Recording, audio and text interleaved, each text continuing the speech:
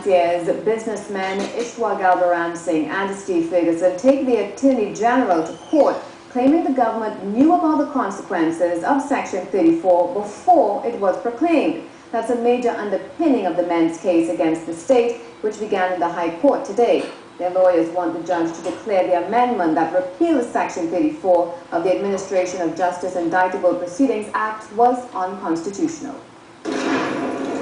Not just another day in court for Steve Ferguson. This time, he and Piako co-accused Ishwagal Ramsingh are hoping the outcome of this matter will render them free of the fraud charges that have followed them for nearly a decade. British barrister Edward Fitzgerald opened Mr. Ferguson's case before Justice Miradina Mora.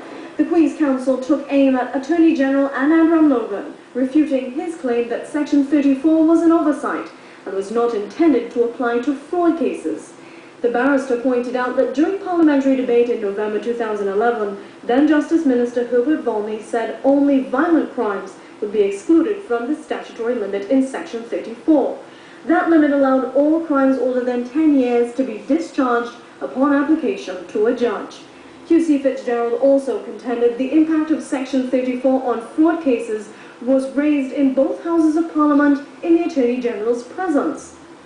The QC told the judge, quote, "Parliament, with its eyes open, conferred these rights in December of 2011, and with its eyes open, we respectfully submit, took them away because it was geared toward the defeat of specific applications before the courts," end quote.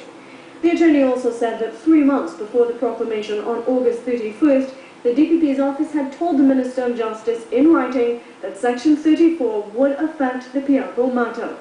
In his affidavit, the AG repeats his claim that Cabinet approved the early proclamation because of a misrepresentation by Minister Volney. But the British barrister took issue with that claim, telling the judge, quote, "If he's going to impugn the character of the Minister of Justice, we expect him to say what that misrepresentation was," end quote. Lawyers are asking Justice Dina Mora not only to treat the AG's claim with great skepticism, but to outright disregard it. The courtroom was filled with a battery of lawyers lugging bundles of documents, many of which contained case law to support the claim that the repeal of Section 34 was unconstitutional. One, because it violated the right to due process by retroactively taking away rights that came into being on August 31st, and two, because it breached the constitutional separation of powers provision, since the legislature was telling the judiciary to quash any legal proceedings initiated by Section 34.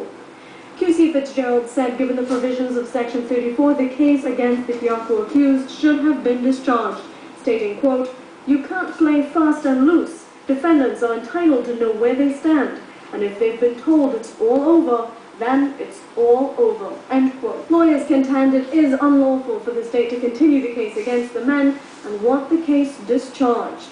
The matter continues tomorrow.